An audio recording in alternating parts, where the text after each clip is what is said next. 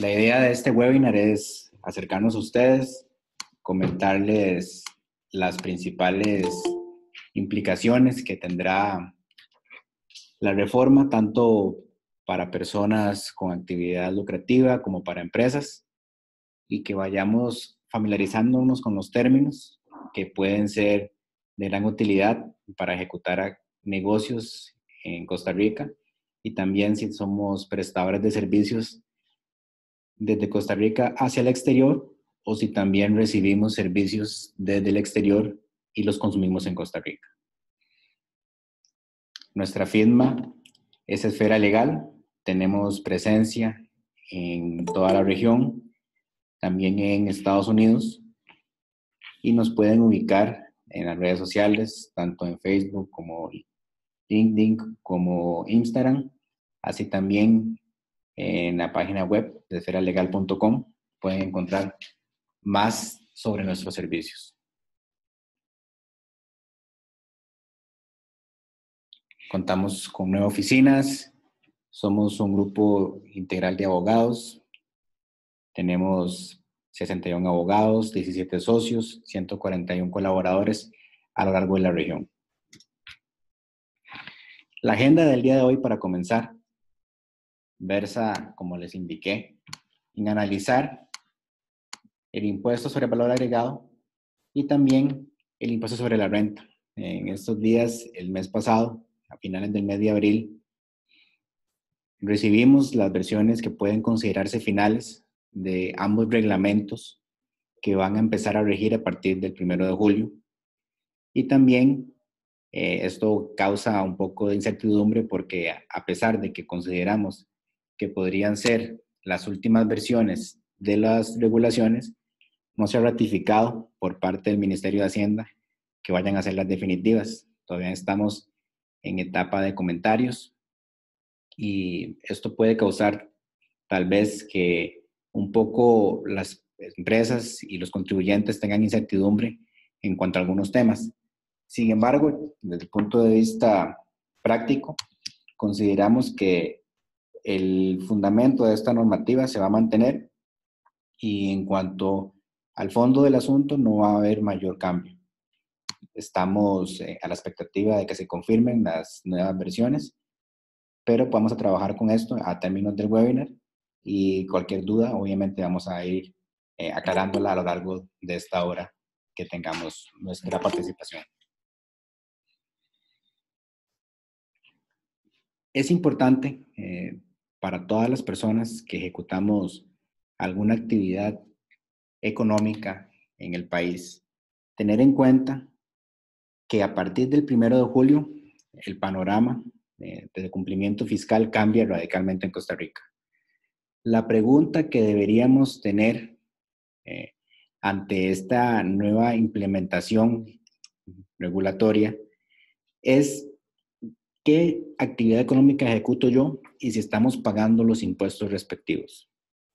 Probablemente esta es la pregunta clave que tengamos que contestar para saber si estamos en 100% cumplimiento. Porque cuando contestamos a esta pregunta, que por algún motivo no estamos pagando un impuesto, podemos estar en una situación de riesgo porque la ley, a como está redactada y que entrará en vigencia a partir del 1 de julio, puede tener únicamente excepciones específicas para actividades específicas en cuanto a renta y cuanto a IVA. Es decir, si ejecutamos una actividad y no estamos cobrando el impuesto sobre el valor agregado o no estamos pagando impuestos sobre la renta, es posible que estemos en cumplimiento. Sin embargo, tenemos que verificar si la exención o no sujeción del impuesto aplica para nuestra actividad, porque probablemente deberíamos cumplir una serie de requisitos para que así sea. Lo importante en este momento sería validar 3 cambios fundamentales que empiezan a regir a partir del 1 de julio. En Costa Rica vamos a tener un gravamen sobre las rentas de capital expresamente tipificado en la ley de renta. También vamos a tener un gravamen específico sobre ganancias de capital y también un gravamen sobre el consumo, lo que se denomina un gravamen con el impuesto sobre el valor agregado para el consumo de mercancías y servicios. Estas son las principales generalidades que podemos encontrar como cambio directo a partir del 1 de julio. ¿Quiénes son los sectores más sensibles que verán impactada su actividad económica respecto de la implementación del impuesto sobre el valor agregado y también sobre los cambios al impuesto sobre la renta? Obviamente, los sectores que van a ver con mayor impacto estos cambios son los sectores que se enfocan en los bienes raíces. Cualquier persona que su actividad sea comercializar bienes inmuebles, tanto desde el punto de vista de arrendamientos como desde el punto de vista de venta de estos, verá altamente impactado su negocio. También las empresas desarrolladoras en el sector de construcción van a ver en una segunda instancia impactado su negocio. Durante el día de hoy vamos a ver que existe un periodo de transición, porque evidentemente este sector es uno de los más impactados, se le está dando un periodo de gracia, por así decirlo, para que se pueda adaptar de manera más sencilla a estos cambios legislativos. Y también el sector que ve enormemente impactado su actividad económica es el sector de los servicios en general. Y esto es lo que se conoce como el gravamen con el impuesto al valor agregado para todo el consumo de servicios, que anteriormente no se encontraba expresamente grabado con el impuesto general sobre las ventas. Como les comentaba, en Costa Rica tenemos una particularidad a partir del 1 de julio que tal vez previa a la reforma no teníamos en el panorama. Antes existían para el impuesto sobre la renta muchas manifestaciones de actividad económica que no se encontraban sujetas al impuesto sobre la renta. Y esto no era algo excepcional, sino que era bastante recurrente. Por ejemplo, existían operaciones en el mercado que eran comúnmente conocidas que no se encontraban sujetas al impuesto sobre la renta. Y esta actividad de no pagar impuestos, pues estaba normalizada porque la ley así lo permitía. Hoy en día, más bien es al contrario. Cuando veamos o percibamos que nuestra actividad económica no está ocasionando, a nuestro juicio, el hecho generador del pago de un impuesto, hay que revisar por qué, y en virtud de esa revisión podemos identificar si existe algún riesgo que nos pueda estar ocasionando una contingencia futura. Sobre el impuesto sobre la renta, hay que tener claro que cualquier manifestación comercial se encuentra grabada con el impuesto sobre la renta porque es un impuesto que percibe la percepción de rentas de fuente costarricense. Sin embargo, la implementación del impuesto sobre ganancias de capital tiene exenciones importantes que debemos tener claro que no van a tributar con impuesto sobre la renta. Entonces, en el sentido de las ganancias de capital. Cuando hay una ganancia de capital por la venta de un bien que esté sujeto a la propia actividad del contribuyente, esta ganancia de capital no se materializa con el hecho generador de la venta, sino que esa ganancia que se perciba va a ser parte de su actividad ordinaria y va a tener que tributar con el impuesto ordinario sobre la renta, sobre la tarifa que le aplique al contribuyente. También existe en Costa Rica la posibilidad de ejecutar actividad económica relacionada con la venta de acciones o la venta de valores, títulos de participación. Si mi actividad económica es esa actividad, tampoco entraríamos a tributar con un impuesto sobre ganancia de capital, y más bien esto se consideraría como un impuesto sobre la renta ordinario que deberíamos cancelar al fin del periodo como naturalmente lo hayamos venido realizando. Existe también la posibilidad del pago de dividendos sin que se ejecute o se materialice, perdón, el pago del impuesto de ganancia de capital con retención del 15%, si pagamos el dividendo a una sociedad, es decir, a una persona jurídica que realice una actividad económica y esta persona jurídica esté sujeta al impuesto sobre la renta también localmente. Y esta es uno de los grandes cambios que tenemos a partir del 1 de julio, porque anteriormente la ley de impuesto sobre la renta solo gravaba la percepción de dividendos cuando fuera recibido por una persona física o cuando se pusiera este dividendo en disposición de un no domiciliado.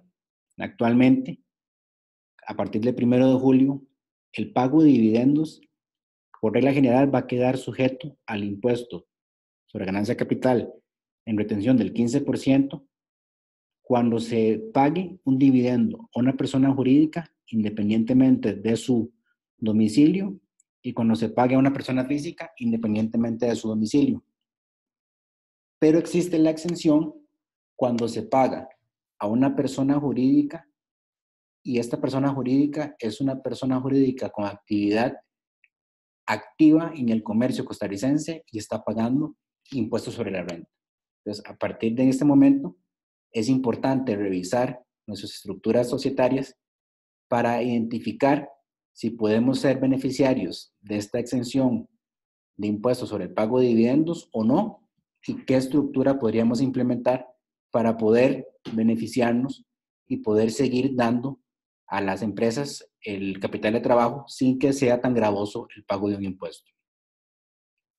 Otro hecho importante que quedaría no sujeto con el impuesto sobre ganancia de capital es cuando se vendan bienes inmuebles que estén destinados a nuestra habitación ordinaria en el 100% del tiempo. Es decir, nuestra casa de habitación que esté plenamente identificada como la casa de habitación en nuestro 100% del tiempo de uso y esta ganancia de capital sería exenta de impuestos. Si no logramos identificar que esta venta de nuestra casa de habitación es la vivienda habitual, ahí deberíamos pagar un impuesto sobre la ganancia capital. Entonces, por eso es fundamental identificar en qué momentos estaríamos nosotros ejecutando un hecho generador que haga evidente que la sujeción del impuesto sea ineludible y tengamos que pagar un impuesto sobre la renta sobre la percepción de una riqueza. Teníamos en el panorama normal de operación de las empresas, y era algo conocido, que teníamos una gran libertad para establecer planeamientos fiscales en Costa Rica, sin que esto viniera con la legalidad, sin que estuviéramos defraudando al fisco. La situación era, como todos hemos sabido, existe siempre una interpretación de la norma fiscal que puede beneficiar al contribuyente y le puede garantizar un ahorro legítimo de impuestos, tanto de impuestos directos como impuestos indirectos. El impuesto que todavía podemos considerar como más flexible para el planeamiento fiscal son los impuestos directos y tienen que ver con impuestos sobre la renta. Sin embargo, la normativa fiscal que entra a partir del 1 de julio establece limitaciones al planeamiento fiscal que pueden repercutir bastante en el porcentaje de impuestos neto que se tengan que pagar al ejecutar una actividad económica, ya sea productiva o de servicios. Era comúnmente conocido que una de las herramientas fundamentales para el tax planning o el planeamiento fiscal era acceder a herramientas de financiamiento en intragrupo para poder tener un capital de trabajo accesible y además que nos diera la oportunidad de no ir a recurrir a un financiamiento bancario que en algunos casos podría ser más oneroso que participar con recursos propios. Sin embargo, la reforma fiscal establece limitaciones expresas sobre el financiamiento de los socios a las compañías o de entidades relacionadas a las compañías. Y aquí es donde debe tener cuidado cualquier contribuyente que realice una actividad productiva y requiera financiamiento de socios o de entidades del mismo grupo. Por ejemplo, podemos identificar en la nueva legislación que incluso se limita expresamente en sociedades de responsabilidad limitada el pago de intereses a los socios o a los que tienen interés en participaciones sociales.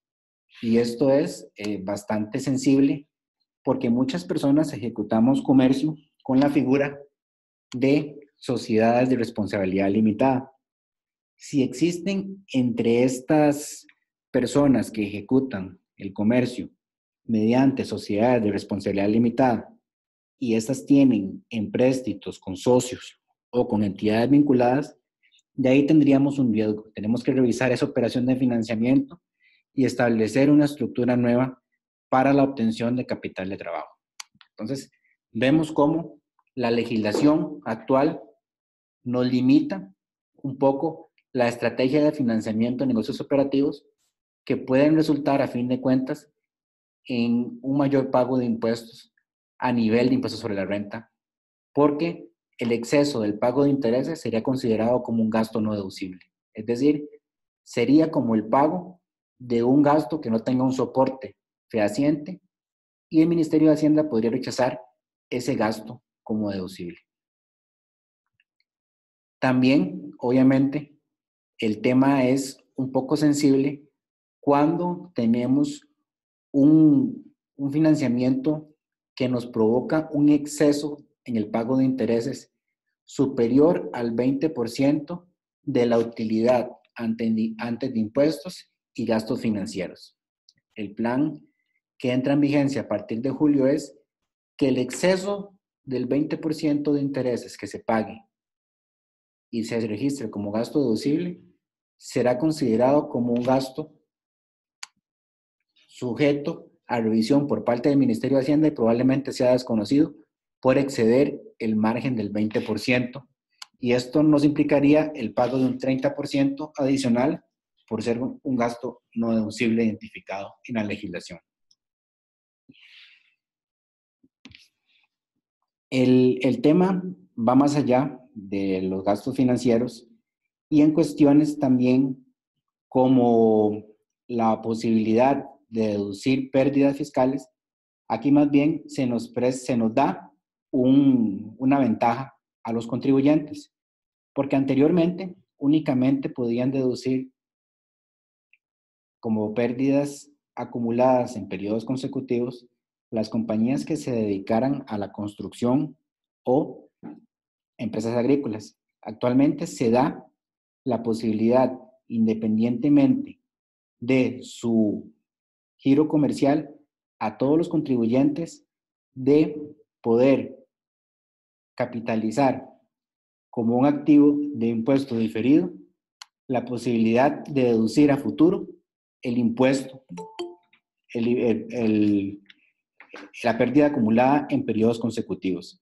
Y esto es fundamental porque claramente tenemos conocimiento de que nosotros como empresarios podríamos tener un año que no sea tan positivo en términos de utilidad neta y ese año podemos tener una pérdida acumulada. Esta pérdida acumulada podría ser utilizada a futuro como un gasto deducible siempre y cuando tenga la pérdida soportada con una contabilidad debidamente revisada y sin margen a ajustes por parte del Ministerio de Hacienda, y podemos utilizar esta pérdida a lo largo de 3 periodos fiscales.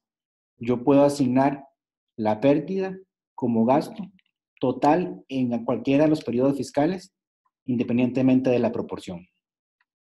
También, en términos de gastos, se pone una limitación a las donaciones que se entreguen a entidades autorizadas para recibir donaciones. Esta es una limitación nueva que establece la ley. Anteriormente eran deducibles cualquier tipo de donación que yo realizara a una entidad que estuviera autorizada para recibir donaciones. No había un límite para efectuar donaciones. Actualmente, a partir del 1 de julio, solo estarán admitidas las donaciones que no excedan el 10% de la renta neta calculada para el contribuyente que esté donando, antes de tomar en cuenta la donación. Cualquier exceso por este porcentaje de donación sería un gasto también como no deducible.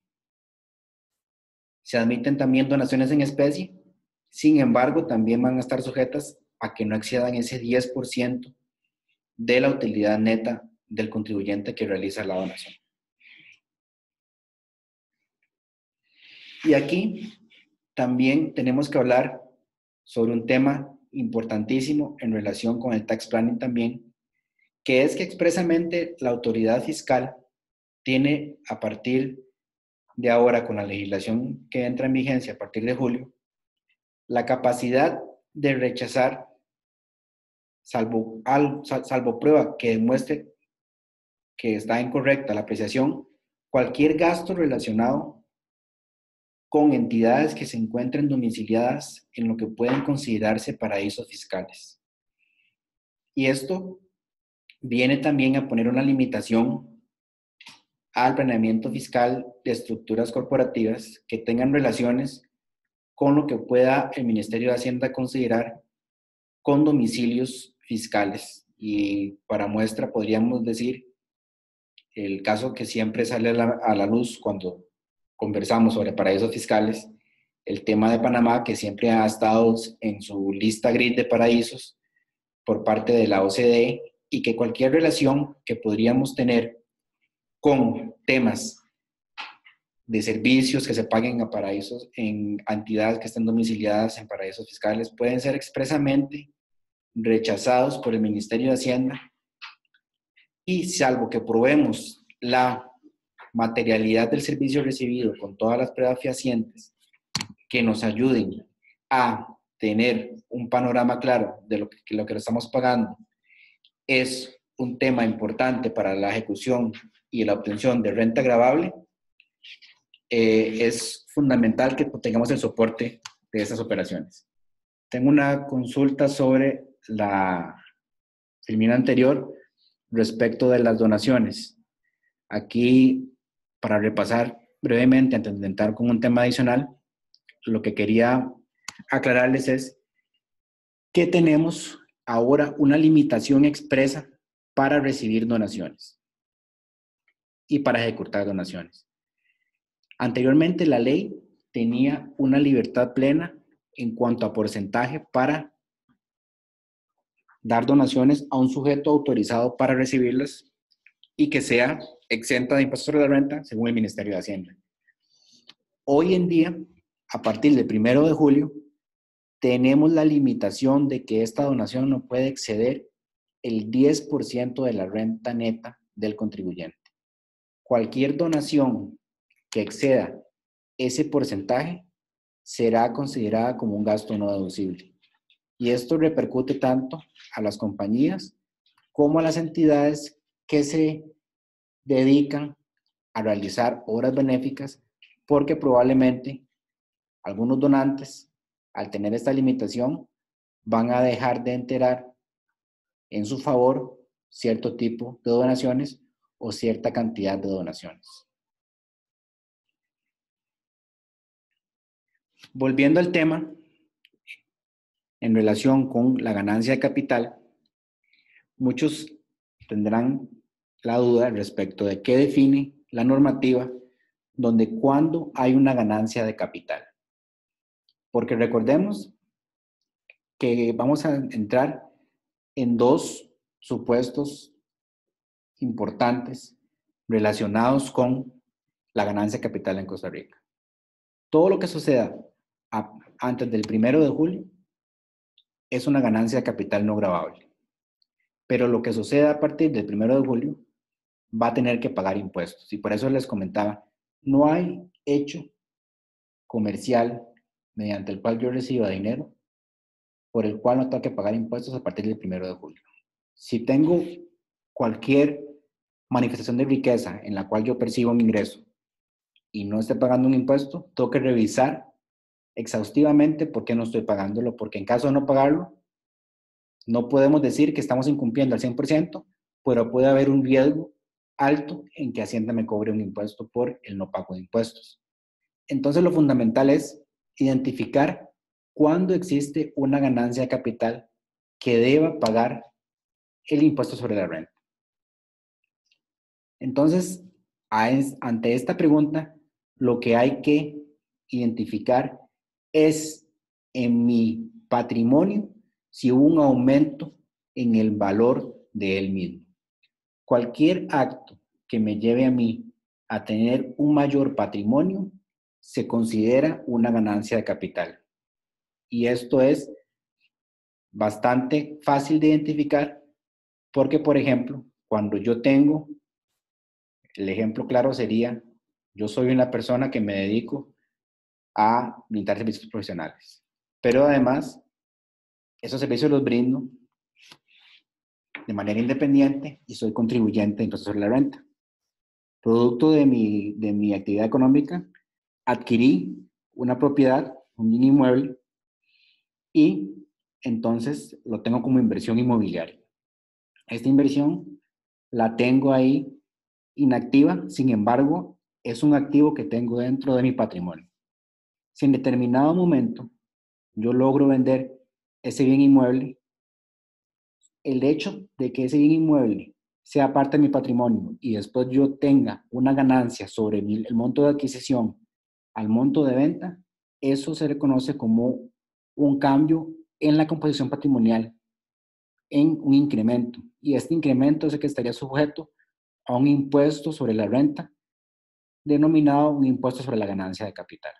Entonces, por eso es que hay que identificar cualquier incremento en el patrimonio personal, tanto de una persona física como el incremento en el patrimonio empresarial, en el caso de una persona jurídica, para identificar si efectivamente este hecho repercute en un pago de impuestos.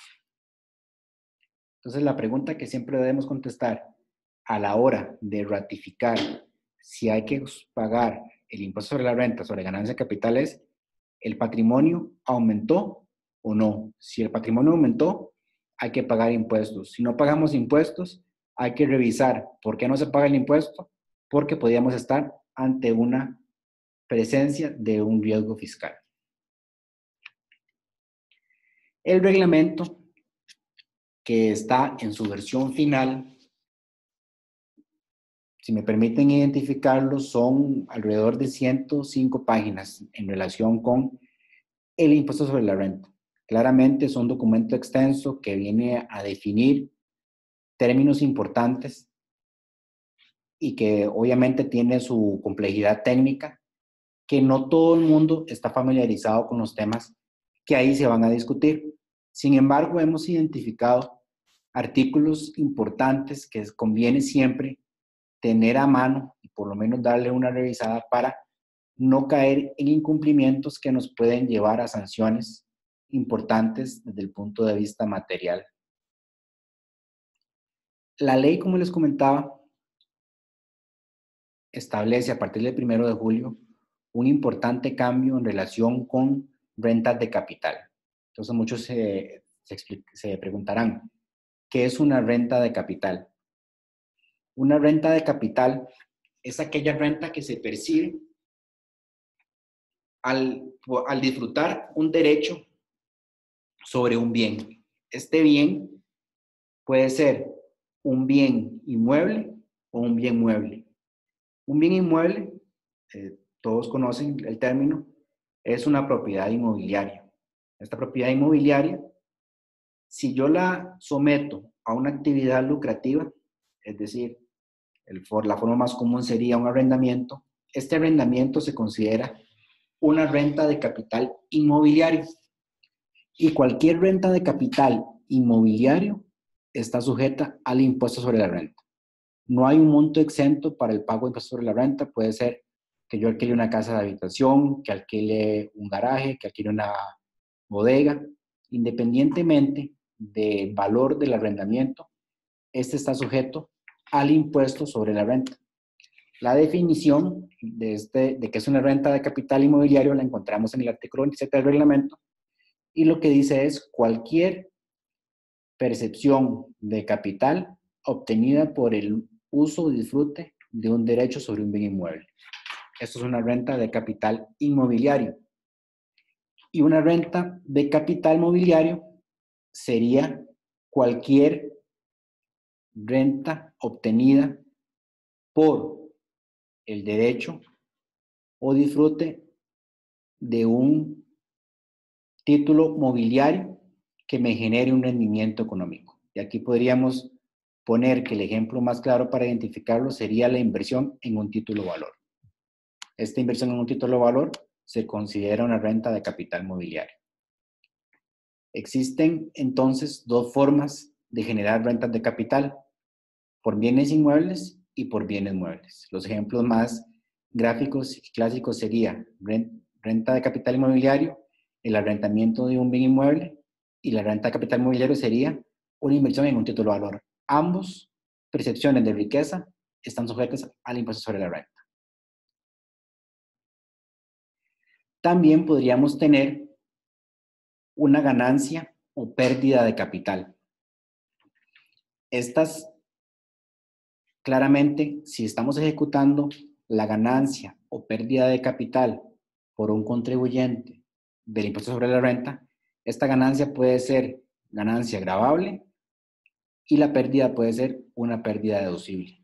Hay que analizar cada caso en concreto para saber cuál va a ser el monto del impuesto a pagar en relación con la ganancia capital obtenida, o cuál va a ser el beneficio fiscal en caso de que más bien yo materialice una pérdida de capital.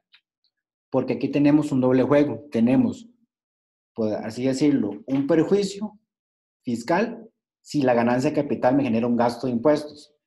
Y si la pérdida de capital me genera más bien un ahorro fiscal, también hay que poder documentarlo y poder comprobar ante el Ministerio de Hacienda que existe el derecho de un crédito por una pérdida. Existen exenciones expresas sobre el tema de ganancia capital. Cuando hablamos de temas de reorganización empresarial, intragrupo y patrimoniales, por ejemplo, acomodos de patrimonio familiar, aquí no podemos hablar que estas situaciones se materialicen en el pago de un impuesto, porque la ley expresamente dice que estos supuestos no generan un incremento patrimonial, sino es simplemente una reestructuración empresarial. Si podemos justificar que el cambio patrimonial que anteriormente vimos como cuando sucede una ganancia de capital, esto puede significar que no hay que pagar un impuesto si es producto de una reorganización empresarial o de una estructuración del patrimonio familiar. Hay que tener bastante claro el panorama de qué es lo que motiva un cambio en el patrimonio. Si este cambio de patrimonio tiene un ánimo mercantil o una simple organización estructural de la empresa. Por eso es que se recomienda siempre analizar mediante una estructura bien identificada cuál es el objetivo de una transacción, porque no toda transacción está sujeta a impuestos. Pero sin embargo, si no se sujeta a impuestos, hay que lograr fundamentar de manera fehaciente y de manera cierta que esa movilidad del patrimonio no está sujeta a un impuesto o a una contingencia en caso de no pagarlo. Estoy viendo que están preguntando sobre temas de construcción. Más adelante, durante la presentación, vamos a hablar específicamente sobre ese tema. También me preguntan cuál es un ejemplo de cambio de patrimonio por reorganización empresarial.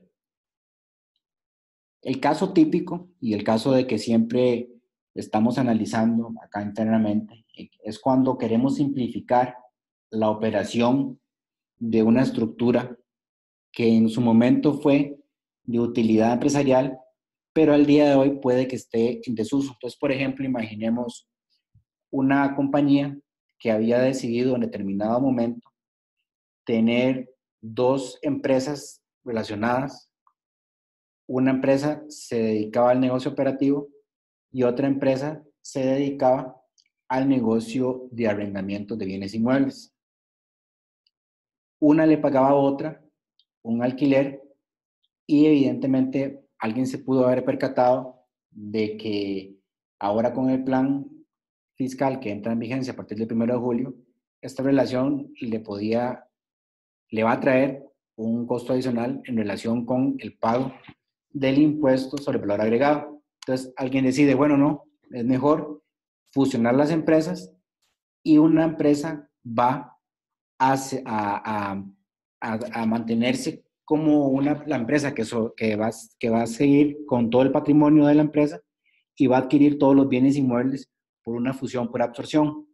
El incremento patrimonial en la empresa que resulta de la fusión, a pesar de ser un tema de que me incrementa considerablemente el patrimonio, no estaría sujeto a un impuesto sobre ganancia de capital, porque se considera una reestructuración patrimonial. Ese es el ejemplo que podemos dar claramente, como una reestructuración patrimonial no sujeta a un impuesto sobre ganancia de capital.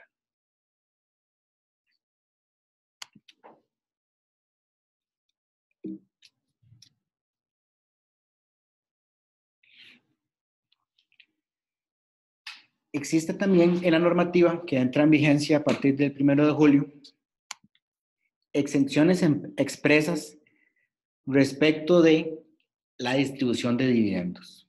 Siempre la distribución de dividendos es uno de los temas que se consideran más onerosos a la hora de invertir en Costa Rica, porque mucha gente dirá, primero hay que pagar cargas sociales para ejecutar la actividad, después ahora hay que pagar el IVA, después ahora hay que pagar el impuesto corriente del periodo y después, si me queda algún dinero, tengo que pagar el 15% sobre esa utilidad remanente para yo poder disfrutar de la ganancia. Entonces, acá existen también exenciones cuando nos hay que pagar ese 15%. Entonces, el artículo 28 bis de la ley del reglamento, de la ley, perdón, está regulado ahora en la normativa de regulación que es el reglamento de la ley. Y dice que no se gravará con el impuesto del 15% cuando la distribución de dividendos sea en acciones nominativas o cuotas sociales.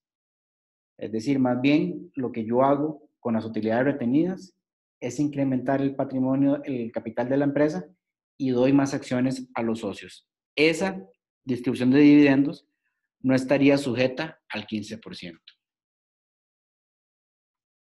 La otra exención a los dividendos es cuando distribuyamos la utilidad generada en un periodo a empresas que estén domiciliadas en Costa Rica y que ejecuten una actividad lucrativa. Entonces, imaginemos este ejemplo. Somos una empresa que se dedica al comercio de mercancías en Costa Rica y produzco una utilidad del periodo y después de pagar impuestos me queda un porcentaje por distribuir a los socios. Los socios son a su vez otra compañía costarricense que ejecuta una actividad económica, digamos una actividad económica de distribución. Si yo le pago este dividendo a una compañía que esté activa como contribuyente del impuesto sobre la renta, no tengo la obligación de retener el 15%, porque lo que se quiere motivar es la reinversión de ese capital en el mercado costarricense y que genere mayor crecimiento económico, empleo e inversión.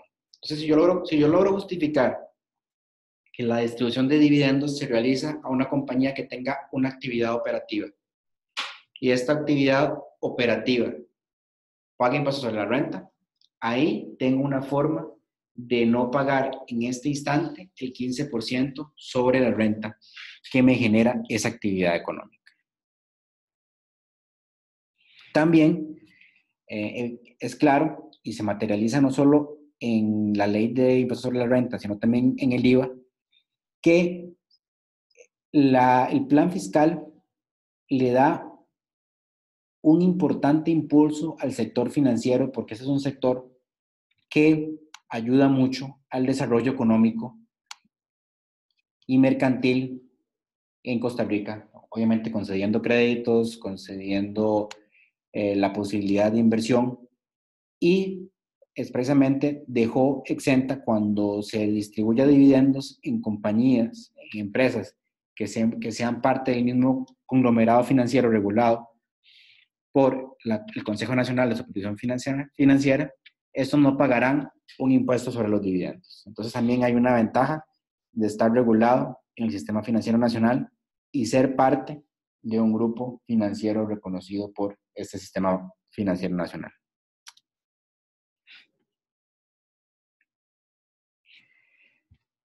Hablamos ya un poco rápido por temas de tiempo, pero ¿cuál es el principio fundamental de la ganancia de capital?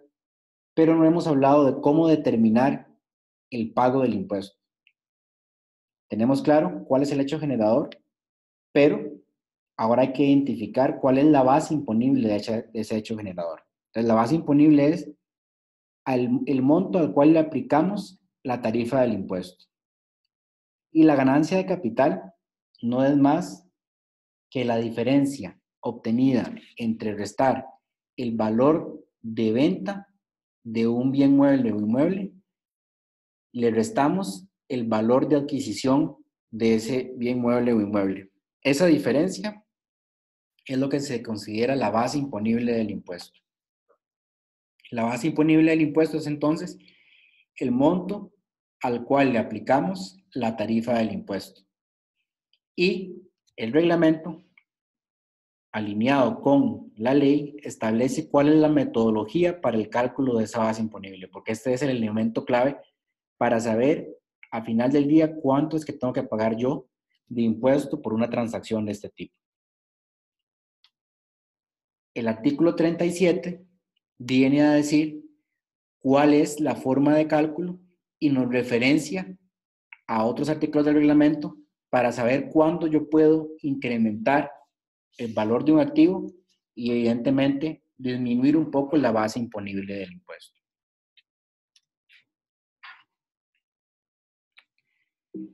En temas de la base imponible del impuesto, aquí es un tema sensible, porque muchas personas deberán tener en su contabilidad la prueba fehaciente de cuál es su valor de adquisición y además de cuál ha sido a lo largo de la historia de ese activo que tengo yo registrado en mi contabilidad, las mejoras o inversiones que le he capitalizado, para así poder llegar a un valor actual de mercado y después, sobre ese valor actual que yo tengo en libros, tener una ganancia de capital.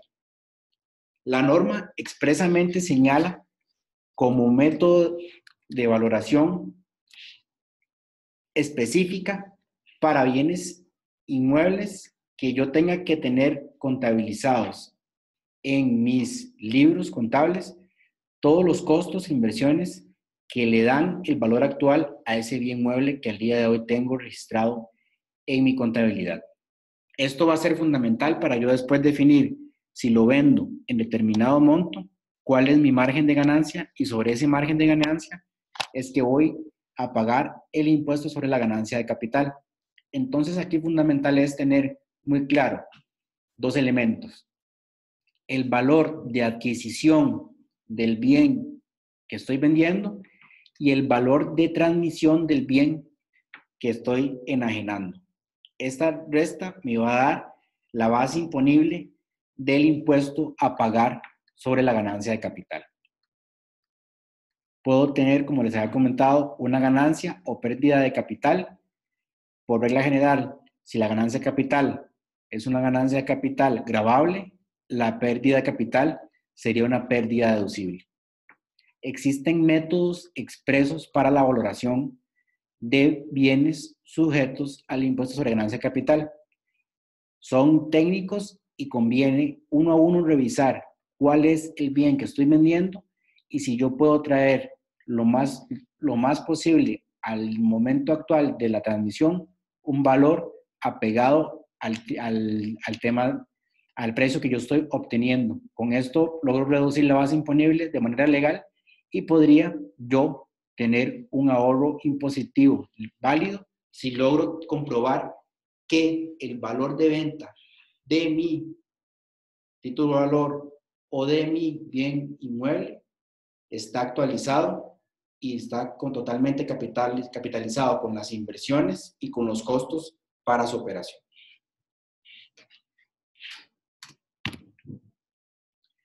Otro tema fundamental para ir concluyendo con el impuesto sobre la renta es la obligación que yo tengo como grupo empresarial de tener a valor de mercado todas mis operaciones debidamente registradas y garantizadas con un precio real y no con un precio arbitrario. Es decir, tenemos la oportunidad de establecer entre relaciones de compañías del mismo grupo precios. Sin embargo, estos precios tienen que estar a valor de mercado y tienen que estar objetivamente documentadas mediante un contrato totalmente válido y real entre las partes. Esto se denomina precios de transferencia y lo que viene a establecer es que el Ministerio de Hacienda puede revisar cada relación que yo tenga entre empresas del mismo grupo y desconocerla si está percatándose que yo solo utilizo esta relación para disminuir la base imponible. Tengo una pregunta en relación con la filmina anterior que habla sobre qué pasa con los bienes que no tenemos contabilizados en este momento. Podemos hacerlo a partir de ahora, aun cuando hayan sido adquiridos anteriormente. Aquí hay que tener claro un tema. El tema de ganancia de capital, lo que viene es a formalizar que todas las personas registren los incrementos patrimoniales. Si yo tengo un incremento patrimonial y no está debidamente justificado, eso está sujeto a un impuesto sobre la renta, porque Hacienda tiene la capacidad de gravarnos todo aumento de capital que no esté justificado en nuestra contabilidad con el impuesto ordinario de renta, porque quiere decir esto que sería como un ingreso. Un activo que aparezca en la compañía y no sea contabilizado, para efectos contables es como un ingreso. En el mismo sentido, para efectos fiscales se considera como un ingreso. Hay que tener cuidado al momento de registrar un activo o un bien que no tenemos contabilizado porque nos puede repercutir en un pago de impuestos. Eso hay que analizar cada caso concreto y ver cuál es la repercusión fiscal de ese tema. Volviendo al tema entonces de compañías relacionadas, es fundamental tener claro que tenemos que documentar un uno a uno de todas las relaciones que tengamos entre compañías relacionadas. Esto tenemos importante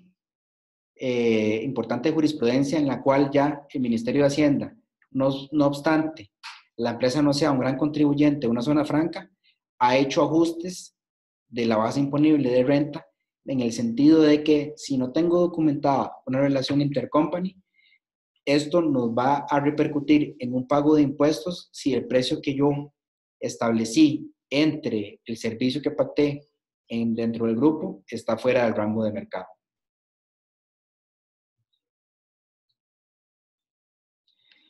Otra pregunta en relación con el tema que estamos hablando es, ¿qué pasa si en el país no tenemos precios de mercado y no podemos comparar exactamente cuál es el precio que yo debo cobrar por un servicio?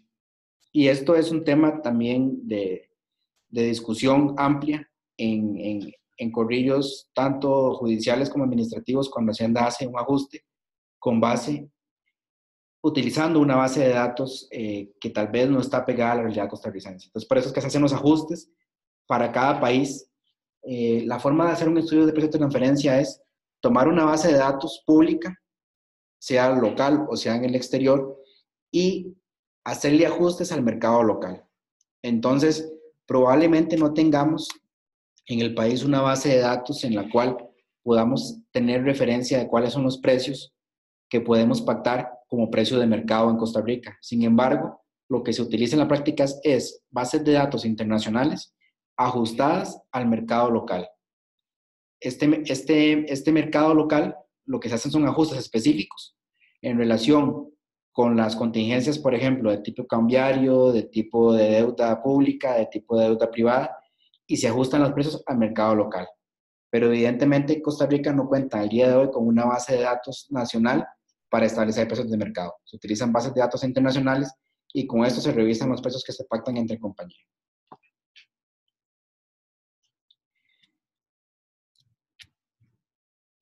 Antes de entrar al tema del IVA, que es el último tema que vamos a ver, tengo otra pregunta relacionada con el tema de intereses no bancarios. El tema de intereses no bancarios es, sin duda alguna, uno de los mayores impactos que tendremos las compañías, porque si estábamos teniendo financiamiento con entidades relacionadas o con socios, esto se ve bastante limitado a partir del 1 de julio, y además vamos a tener un periodo de transición porque claramente al imponer esta restricción en el crédito, las autoridades se percataron de que los contribuyentes utilizaban estos mecanismos de manera bastante amplia y este cambio abrupto podría repercutir.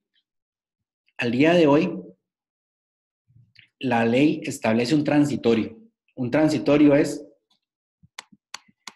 que la ley se da cuenta de que cuando hay un cambio importante en una legislación, nos va a dar como un periodo de gracia para adaptarnos a esta limitación en el pago de intereses. En principio general, lo que dice la regla ahora de limitación a los intereses es que yo no puedo deducir más de un 20% como gasto de interés si tomo las ganancias antes de impuestos sin tomar ningún gasto financiero. Ese monto de ganancias antes de impuestos no puede exceder el 20% en gastos deducibles sobre intereses, si son intereses no bancarios. ¿Qué quiere decir esto? Que en caso de que mi gasto por intereses no bancarios sea mayor al 20% de mi ganancia antes de impuestos, el exceso será considerado como un gasto no deducible. También vimos que incluso expresamente limita el tema de préstamos de socios en sociedades de responsabilidad limitada, de manera casi que sin revisar nada. La legislación dice que no serán deducibles los pagos de intereses a socios cuando estos sean concedidos a sociedades de responsabilidad limitada. Entonces, ¿qué es lo importante aquí? Analizar cuál es mi composición de deuda, porque incluso también me puede poner restricciones a temas de financiamiento, herramientas de financiamiento como el back-to-back, porque dice que cuando son recursos propios de la empresa, pero sometidos a una herramienta financiera en una entidad bancaria, es exactamente igual que prestar sin intermediarios. Entonces también le pone esa limitación. El artículo transitorio bien establece un periodo de gracia y el artículo dice: la deducibilidad máxima por gastos por intereses netos regirá a partir del segundo año. Es decir, para este periodo del 1 de julio todavía se va a admitir un margen adicional al 20%. La deducibilidad máxima va a entrar a partir del segundo año y el segundo año va a tener un margen del 30% como máximo. Y a partir del tercer año se ajustará a la baja cada 2 puntos porcentuales hasta alcanzar el 20%. Hay un periodo de transición, es decir, tenemos la oportunidad de ir corrigiendo nuestros esquemas de financiamiento a partir de este momento y después del segundo año radicalmente baja a 30 y después va a bajar cada año 2 puntos porcentuales hasta llegar al 20%. Entonces ahí tenemos que tener cuidado en cuáles son nuestros esquemas de financiamiento. Para ir cerrando el tema sobre la reforma, vamos a conversar ahora sobre el IVA. El IVA y a quiénes afecta. El IVA es el impuesto que por perfección grava el consumo independientemente de mi capacidad económica. Grava a todos por igual. Este IVA impacta sobre todo a las personas que claramente anterior a la reforma no estaban pagando el IVA o no estaban cobrándolo. Y es básicamente las personas que se dedican a brindar servicios. Los que brindamos servicios son los que veremos con mayor repercusión el impacto del IVA. Sin embargo, también tenemos que tener claro que la ley establece ahora exenciones sobre el pago del IVA. El pago del IVA es un impuesto que grava el consumo, como les dije. Por naturaleza, ahora todo está grabado con IVA, salvo exenciones que expresamente la ley establezca como tal. Y por eso es que tenemos que tener claro que si tenemos una facturación, es muy poco probable que estemos exentos del pago del IVA, independientemente vendamos servicios o vendamos mercancías. Cuando tengamos en nuestra declaración de renta e ingresos, Hacienda va a esperar que también tengamos una contraprestación prácticamente proporcional en el pago del IVA. Si no tenemos una proporción lógica entre renta y ventas, van a venir las preguntas de por qué estamos declarando ingresos sin el correspondiente pago del IVA. Entonces debemos de justificar esa respuesta en las exenciones que establece la ley. La ley establece exenciones expresas sobre temas que tengan que ver sobre exportación, internamiento de mercancías. También tenemos exenciones en temas de régimen de pensiones, cuando vendamos a entidades públicas enlistadas en la ley, también cuando brindamos servicios a personas, organizaciones sin fines de lucro expresamente enlistadas en la ley, también están exentas del IVA los arrendamientos financieros y los arrendamientos operativos en función financiera, así como los arrendamientos habitacionales que no superen 1.5 salarios base. También tenemos otro tipo de exenciones que más adelante voy a comentarles, y también hay exenciones al autoconsumo cuando para ejecutar este autoconsumo yo no genere un crédito fiscal a favor. Entonces hay que tener claro que podemos tener ingresos sin pago del IVA, pero deben estar fundamentados en las exenciones que expresamente establece la ley como tal. Si no, claramente vamos a tener una contingencia porque no estamos cobrando el IVA cuando ya todo el mundo debería estarlo cobrando y enterándolo al fisco independientemente. Para arrendamientos comerciales, tengo una consulta, no aplica ninguna excepción. Aunque cueste $1 el arrendamiento, ya va a aplicar el IVA sobre el monto de la cuota de arrendamiento. La única excepción es cuando sea yo una pyme registrada en el MEIC y tenga la certificación sobre esto. Ahí voy a tener una exención igual que la habitacional de 1.5 salarios base exento. Si me excedo de eso, pues ya tendré que pagar IVA. El salario base es 446.200 colones. Y 1.5 salarios base es 669.300 colones. Si me excedo un colón de eso, pago IVA. Y a eso tengo que adicionarle en un conjunto si aplica una cuota condominal sobre la tarifa de arrendamiento mensual. Si todo esto se cobra bajo una misma base, aplica el IVA. Temas como educación privada va a quedar exenta de IVA si está autorizada por el MEP, pero si es un profesor privado que brinda a domicilio servicios de clases, por ejemplo, de música, de deporte o arte, va a tener que cobrar el 13%. Si el arrendamiento es parte de un crédito, es decir, voy abonando a un crédito, no aplica el IVA. Todos los arrendamientos con opción de compra no aplica el IVA. Son arrendamientos financieros. Esos arrendamientos financieros no aplica el IVA. Hay que tener cuidado porque también hay requisitos específicos para regir este tipo de transacciones. Pero en términos generales, si es un arrendamiento con opción de compra, no aplicaría el IVA en determinadas circunstancias. Hay que revisar cada caso concreto. Entonces, la base imponible es fundamental identificarla en términos del IVA, porque hay diferentes formas para llegar al 13% sobre el IVA. Lo importante aquí es tener claro que cualquier servicio que yo preste, independientemente lo preste a título gratuito o no, no hay, como se manifiesta en economía, almuerzo gratis. Aunque sea, tengo que cancelar el IVA por el costo de ese servicio o por el costo de la mercancía. Tenemos un par de preguntas sobre el IVA. Voy a contestarles al final para poder concluir el tema y al final recapitulo las preguntas que tengo en relación con el IVA. Existen tarifas reducidas que aplican tanto para los servicios médicos como los servicios de construcción, que vamos a ver más a detalle inmediatamente. Y también es importante, según hemos analizado en estos meses previo a la entrada en vigencia de la reforma, el mayor impacto con relación al IVA lo tendremos en las compras a crédito y en las ventas a crédito. ¿Esto por qué?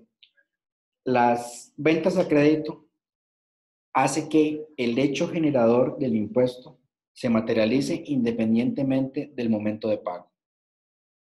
Entonces, por ejemplo, yo soy un prestador de servicios, emito una factura y el término de pago es a 90 días. Ya han pasado 3 meses y no aplica el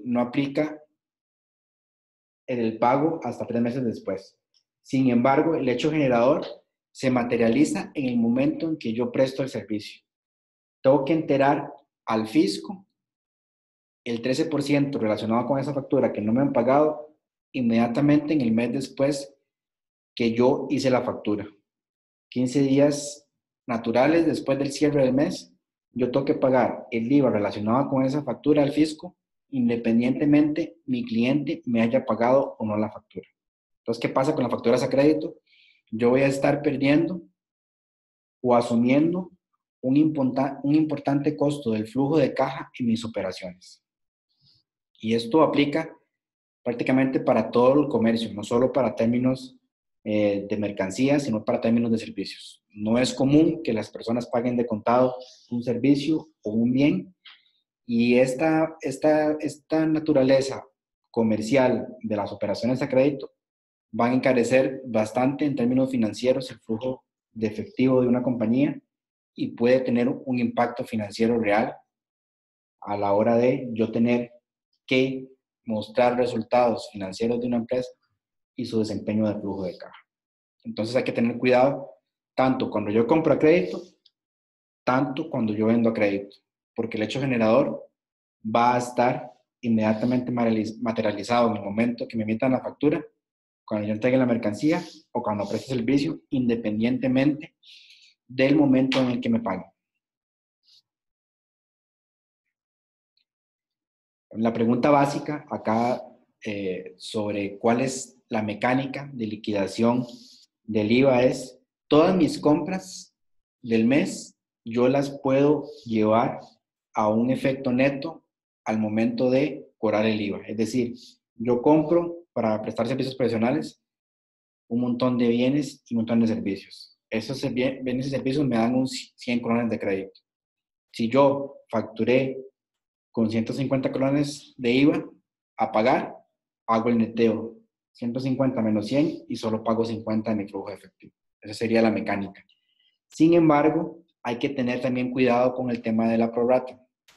La prorrata es que se entiende que un contribuyente puede prestar servicios exentos y servicios gravados. ¿Qué pasa si yo, independientemente de vaya a utilizar un insumo o un servicio para prestar un servicio exento grabado, ese servicio me cobra 13%? Tengo que realizar una regla aritmética de proporción para saber cuál es mi crédito fiscal a poder aprovechar. Hay que claramente alinear los sistemas de contabilidad para que no haya un abuso en la utilización de créditos fiscales. Sin embargo, es un tema que hay que revisar uno a uno con las compañías, con el departamento de tecnología, para saber cuál es la forma correcta de aplicar el crédito fiscal y que después, por utilizar una proporción incorrecta, no yo no me haga acreedor a una sanción. Tengo una pregunta sobre bienes raíces. En los casos de los corredores de bienes raíces, el IVA de la venta de una propiedad debe pagarse en qué momento. Recordemos que la comisión por agentes de bienes raíces siempre ha estado en vigencia, no es algo novedoso con la ley. Y el tema del hecho generador para el IVA aplica para todos servicios por igual. El hecho generador del IVA es el momento de prestar el servicio o el momento de facturar, lo que suceda primero. Hay que tener mucho cuidado al momento de facturar o prestar el servicio porque lo que suceda primero es el momento del hecho generador del IVA. Probablemente sea más rastreable la emisión de la factura y ahí es donde está el punto principal. ¿Cómo alineo yo el hecho generador con mi contabilidad y además, no solo con mi contabilidad, con el pago de impuestos? Pero la pregunta sobre en qué momento hay que pagar el IVA es cuando yo facturo o cuando presto servicio, lo que suceda primero.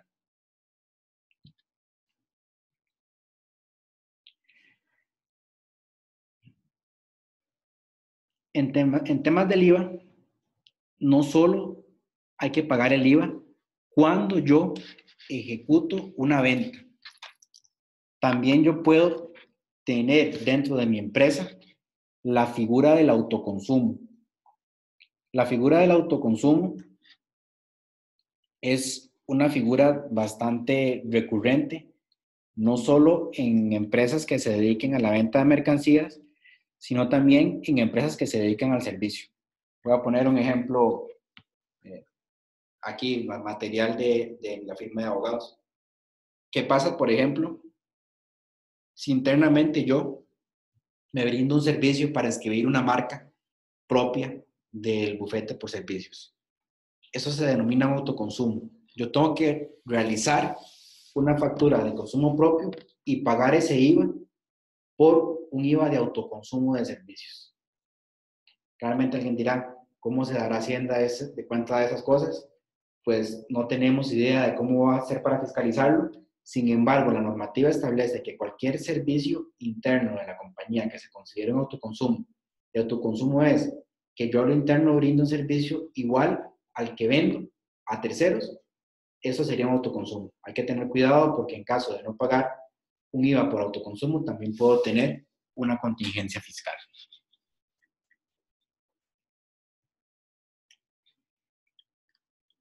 En términos del sector construcción, es uno de los capítulos que más ha sido cuestionado, no solo desde el punto de vista de tecnicidad de la norma, sino también de su repercusión en términos de consumo y en términos de desarrollo de la economía nacional.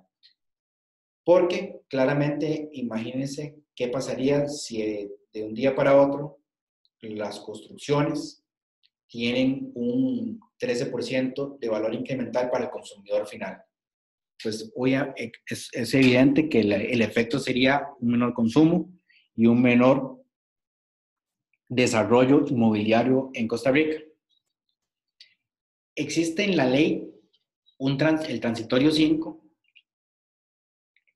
que establece una posibilidad, es decir, una posibilidad, no, un derecho del sector de construcción a adaptarse a los cambios que estamos enfrentando. Entonces, este artículo transitorio establece lo siguiente: los servicios de ingeniería, arquitectura, topografía y construcción de obra civil prestados en proyectos registrados ante el CEFIA, que a la entrada en vigencia de la ley del impuesto sobre el valor agregado y que durante los 3 meses posteriores a esta fecha cuenten con planos debidamente visados en el Colegio Federado de Ingenieros y Arquitectos, estarán exentos del impuesto sobre el valor agregado. Entonces aquí tenemos una ventana importante para operar. La ventana importante para operar es que si tenemos un proyecto constructivo que ya tenga avanzados los planos y los permisos ante el Colegio Federado de Ingenieros y Arquitectos, tenemos la posibilidad de que ese proyecto esté totalmente exento del IVA. y todavía tenemos posibilidad que durante el mes de julio, agosto y septiembre, si conseguimos los permisos en el CEFIA, este proyecto queda exonerado del IVA. Pero ¿qué pasa después? Durante el primer año de vigencia de la ley, van a tener esa exoneración. Pero también estos servicios de construcción durante el segundo año van a estar sujetos a una tarifa reducida del 4% sobre los servicios de construcción. Y se va a incrementar en 4 puntos porcentuales para el tercer año de vigencia de esta ley, y a partir del cuarto año se aplicará la tarifa ordinaria del 13% sobre los servicios de construcción. Este claro impacto en el sector de construcción va a ser bastante, considero yo, que negativo para el tema de inversión inmobiliaria en Costa Rica. Sin embargo, ya quedó de esa forma estipulado, y lo que tenemos que hacer es preparar el flujo de efectivo para proyectos inmobiliarios que sean de gran envergadura, porque el costo incremental va a ser cuantioso a la hora de tener una erogación adicional de la tarifa reducida del 4, 8 y 13%. En relación con el IVA en el sector turístico, igual también tiene una transición, en un periodo de transición, y durante el primer año tampoco se va a cobrar el IVA. Esto mismo aplica también para la canasta básica. La canasta básica estará exenta del IVA del 1% hasta el 1 de julio de 2020, y es un periodo importante para adaptar sistemas. Sin embargo, el efecto ya se va a empezar a ver a partir del 1 de julio, porque aunque la canasta básica y muchos servicios de construcción y de turismo estén exentos de IVA, y también los servicios médicos, que ellos también van a adquirir servicios grabados. Por ejemplo, yo cuando un ingeniero me llegue a pedir un servicio legal, me voy a ver obligado a cobrar el 13%.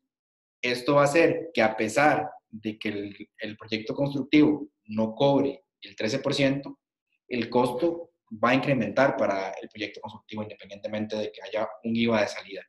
Entonces, por eso es que tenemos que tener muy claro el panorama, que no solo implica mi IVA a la hora de yo facturar, sino también implica el costo que yo tendría de adquirir servicios del 13%.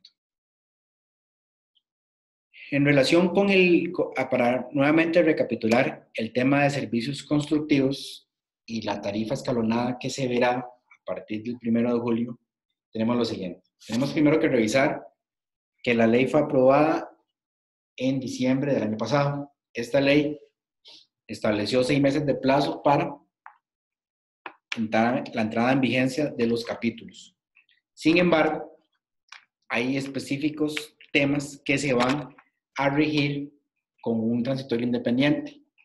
En este aplicaría expresamente en temas de servicios de construcción.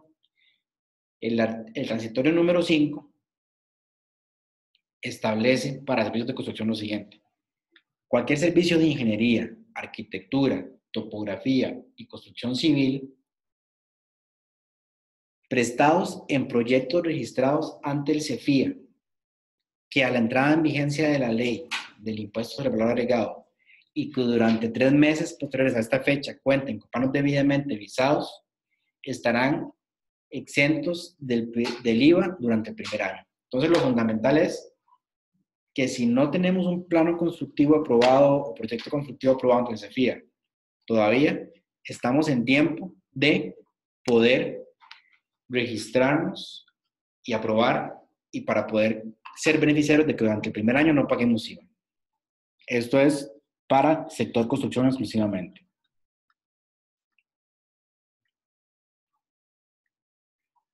Asimismo, los servicios mencionados en el párrafo anterior estarán sujetos a una tarifa reducida del 4% durante el segundo año de vigencia de la ley, y se incrementará en 4 puntos porcentuales para el tercer año de vigencia de esta ley. Para el cuarto año, pagará la tarifa completa.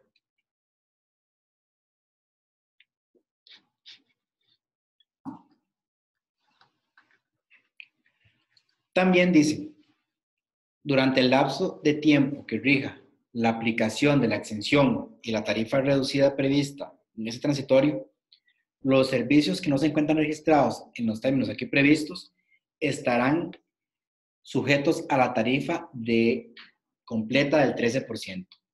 Entonces, lo importante es que la tarifa del 4, 8 y 13% aplica para los proyectos que estén aprobados en el CEFIA al día de hoy y todavía 3 meses después de la entrada en vigencia. Si posteriormente a esto un proyecto entra fuera de esa ventana de aprobación, deberá cobrar el IVA con el 13%. Entonces, en este momento, la tarea fundamental para el sector construcción es ir al CEFIA a aprobar estos proyectos para ser beneficiario de las tarifas reducidas. Porque el transitorio es claro al decir que durante el lapso de tiempo que rija la aplicación de la accesión, la tarifa reducida del impuesto prevista en este transitorio, los servicios que no se encuentren registrados en los términos aquí previstos estarán sujetos a la tarifa establecida en el artículo 10 de este reglamento, es decir, tarifa del 13%. El Colegio Federado brindará al Ministerio de Hacienda la información correspondiente. Entonces tenemos una ventana todavía para aplicar para el sector constructivo en algunos proyectos este beneficio. Si no lo aplicamos, estamos asumiendo que vamos a tener que pagar el 13%.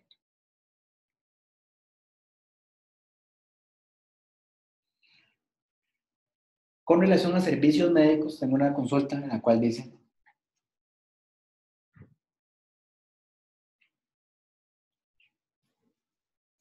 cuando se da un servicio integral, ejemplo, una intervención quirúrgica, el servicio profesional sería de 3 o 4%. Aquí tenemos que entender que el colegio de médicos es lo que determina que estemos ante un servicio médico. Si alguien no está colegiado y me emite facturas, tendrá que tener la tarifa del 13%, independientemente de que el servicio esté relacionado con este servicio médico.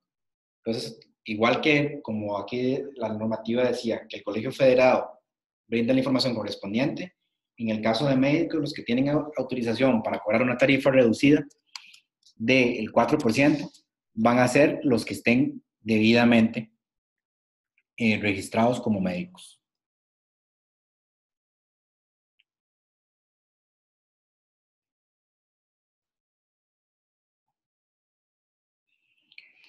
En términos de tarifas reducidas, vamos a hablar, bueno, rápidamente porque nos gana un poco el tiempo para poder atender un poco las preguntas. Tenemos los servicios de tarifas reducidas con el tema de compra de boletos aéreos de 4%. Si es un transporte internacional, se cobrará sobre la base del 10% del valor del boleto. Servicios de salud privados van a estar a 4%, siempre y cuando estén incorporados en el colegio respectivo. 2% van a tener tarifas reducidas los servicios de educación privada, las primas de seguros personales, los medicamentos y las materias primas de los medicamentos, van a tener un 2%, un 1%, productos agropecuarios y la canasta básica, que esto entrará a regir a partir del 1 de julio de 2020. Y claramente vimos que esto es determinado por el MEC en relación con qué productos están incluidos en la canasta básica. Vamos a revisar un poco las preguntas que nos han llegado para dar por concluido esta primera sesión del webinar. Obviamente entendemos que es un tema complejo, hay temas de reglamentarios de 130 páginas cada reglamento, uno del IVA y otro del reglamento de renta, lo cual resulta complejo ver todo en una sola hora, pero sin embargo, claro que quedamos a disposición para consultas adicionales y vamos a revisar un poco las preguntas que nos han llegado.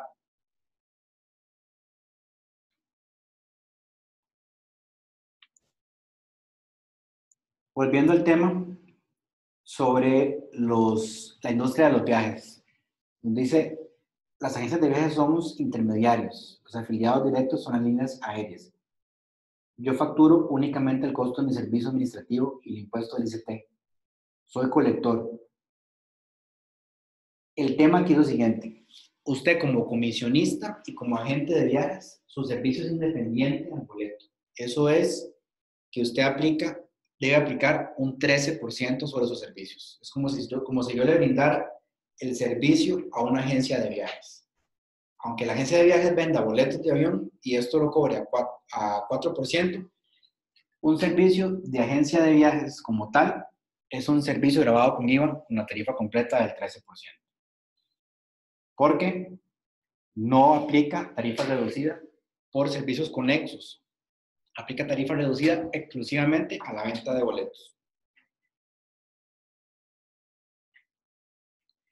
En el sector salud, nuevamente, sí es claro que el primer año estará exento al 100% y después se va a cobrar una tarifa reducida.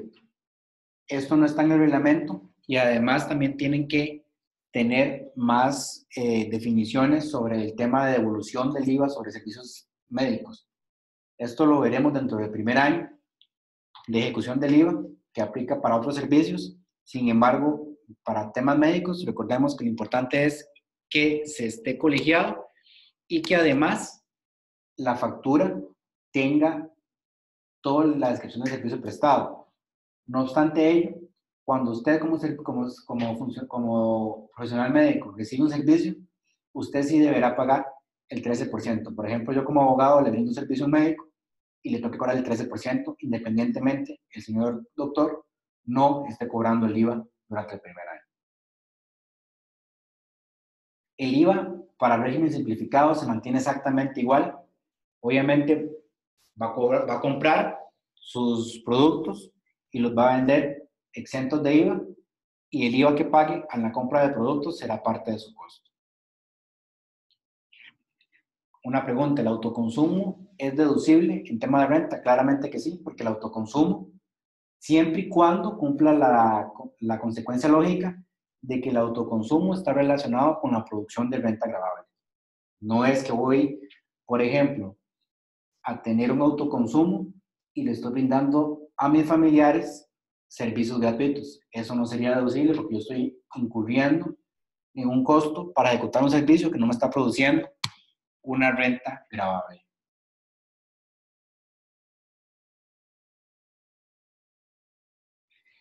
En términos, aquí es fundamental, el sector salud o temas exentos. Que estemos exentos de IVA no nos exime de reportar nuestras ventas mensualmente. Y esto es fundamental. Somos contribuyentes del impuesto sobre el valor agregado todas las personas que ejecutan una actividad lucrativa. Que dentro de nuestra actividad podamos vender temas que están exentos del IVA no quiere decir que no tengamos que presentar y cumplir con el deber formal de presentar declaraciones. Entonces, evidentemente, a pesar de que estamos exentos, tenemos que cumplir con el deber formal de presentar nuestras detalles de ventas y compras durante el mes. En temas de servicios turísticos, estamos exentos durante el primer año, siempre y cuando estén acreditados ante el ICT como declaratoria jurística. Entonces, aquí tenemos un tema importante. Si tenemos temas vacacionales de alquiler con temas de interés de vacaciones privado, por ejemplo, tengo una propiedad en la playa y yo alquilo esto por días, fin de semana, esto se considera un servicio vacacional de hospedaje. Esto aplica el 13%. Solo temas turísticos del ICT, es decir, hoteles, van a estar exentos durante el primer año y con tarifa reducida. ¿Qué pasaría con servicios de dibujo de planos o bien estudios de suelo, por ejemplo? Como dijimos, si todo está relacionado con un proyecto aprobado por el CEFIA, que está aprobado el día de hoy, o durante los siguientes 3 meses, esto estará exento de IVA durante el primer año y con tarifa reducida. Si son dibujos prestados a un proyecto que no está identificado ni aprobado por el CEFIA y usted no es un ingeniero, eso aplica el 13%. Entonces, lo que le comentaba al compañero que me preguntó anteriormente, no importa, aquí lo que importa es que usted esté registrado ante el CEFIA, que sea un ingeniero. En caso de no ser un ingeniero y ser un profesional liberal de dibujo, ahí aplicaría un servicio profesional del 13% ordinariamente.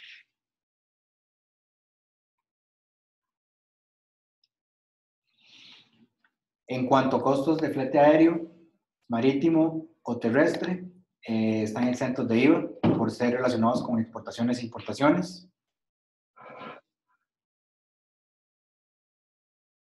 Hospedaje ya dijimos, y me solicitan una charla para el sector de salud, podemos programarla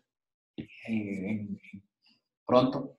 Estamos a un buen tiempo, todavía tenemos chance para dar un poco más de entrenamiento para que todo el mundo esté listo para este plan fiscal. Por el momento, quedamos así. Vamos a una pregunta más. Las tarifas reducidas ya las revisamos, y en relación con la factura de autoconsumo, evidentemente hay que hacer una factura electrónica de autoconsumo. Cualquier consulta, ahí les queda mi correo. En este momento, lamentablemente, el espacio online se nos está cerrando y no nos va a dar chance de contestar las preguntas que están llegando a último momento. Pero mi correo directo, pgm@esferalegal.com, y con gusto, cualquier consulta, estamos para servirles. A todos, muchas gracias.